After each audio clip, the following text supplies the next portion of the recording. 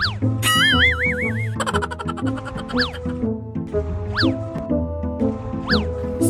all.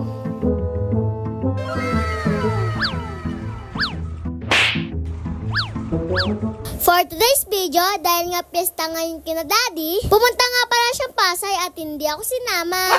Kasi may periodical exam kami ngayon. Dahil nga piyesta sa kanila ngayon, ito yung bumungad sa kanya. Kabi-kabilang swimming pool nga pala yung makikita nyo dyan.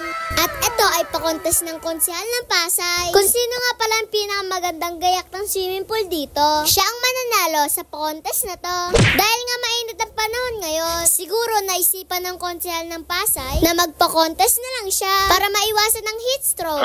At dahil nga piyesta ngayon sa kanila, isinabay na rin tong event na to para maiba-iba naman. Sobrang haba nga pala nito at sa dami ng sumali, halos wala ka ng madaanan sa kalsada. Puro swimming pool na nga rin yung makikita mo sa kalsada dyan. At ang maganda nito, nag-e-enjoy yung mga bata dito. Sayang nga, hindi ako nakasama kay Daddy. Sana isa rin ako sa nag-e-enjoy dito. Kaso nga lang meron talaga akong exam. Pero okay lang, marami pa namang next time. Isang linggo nga pala ginaganap ang piyesta kina Daddy. At napakaraming contest ang nangyayari dito. Isa lang yun sa mga nakuha na ng Daddy ko. At ito nga pala ang lugar mismo ng akin Daddy. O diba ang daming bata? Panigurado dito mag-e-enjoy ka. At kita nyo naman kung gaano sila kasasaya. Kahit na mga nakabilad sila sa araw. Halos lahat nga pala yan ay kamag-anak ng akin Daddy. Hay, sayang talaga. Hindi ako nakasama. Ngayon nga lang pala ito ginawa sa tramo. At ang sabi nga ng aking Daddy, lagi na nga daw mangyayari ito dito. At siguro matatapat din ito na hindi ako busy. Naglagay na nga pala sila ng pangharang sa araw dyan. At hindi ko alam kung magiging effective ba talaga ito. So weird. Nung matapos na nga pala nilang lagyan yan, halos wala naman natakpan. Nagkaroon na nga din pala ng traffic dito. At buti na lang nandito si Tito Eda. Siya ang nag-aayos ng traffic dito. O diba may pagkaway pa siya sa camera. Medyo umiitim na nga yung kulay ng tubig dito. At talagang mapapaahon ka na kasi nga nangingitim na. Pero dahil mga bata pa sila, hindi sila aahon dyan hanggat sila ay nag-enjoy. Hindi nga lang pala mga bata ang naliligo dito. Pati mga dalaga, binata at may mga asawa na. Panigurado nga mag-enjoy ako dito kung nakasama lang talaga ako kay Daddy. Kasi makikita nyo talaga sa kanila na sobrang saya nila.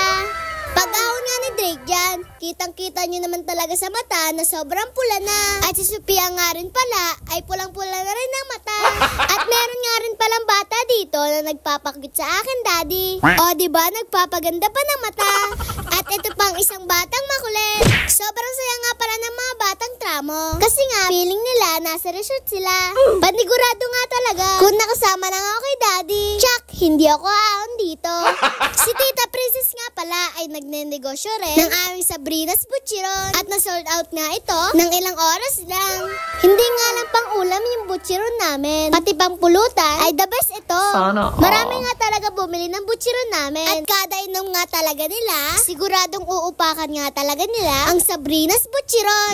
Mapapailing ka nga pala talaga dito kapag natikman mo ang butcheron na ito. Mayat-maya nga pala ang kuha ng mga manginginom dyan. At yung iba, halos merienday na. O diba masarap daw talaga. Meron nga pala dito na padaan lang at talagang sinabog na sa kamay. O diba, hindi lang pampulutan, pang snack time pa. O diba, nakakapagpasaya ang kumakain ng butcheron. Pati nga pala konsehal ng Pasay, nung natikman niya ang butcheron namin, talagang napasayaw siya. At sabi nga pala niya dyan, the best itong chicharon na to. Nung natikman niya nga pala yung butcheron namin, halos lahat ng tinda ni Tita Princess ay binili niya na lahat. Nagustuhan nga pala nila ang lasa ng aming butcheron. Kaya naman sa mga hindi pa nakakatikim nito, pwede nga pala kayo bumili, mag-order sa aming page. At nung sumapit na nga yung gabi, naging diskuhan na ito ng mga matatanda. At yung mga bata ay tulog na sa sobrang pagod. Kaya naman, puro matatanda na lang ang nagsasayawan dito.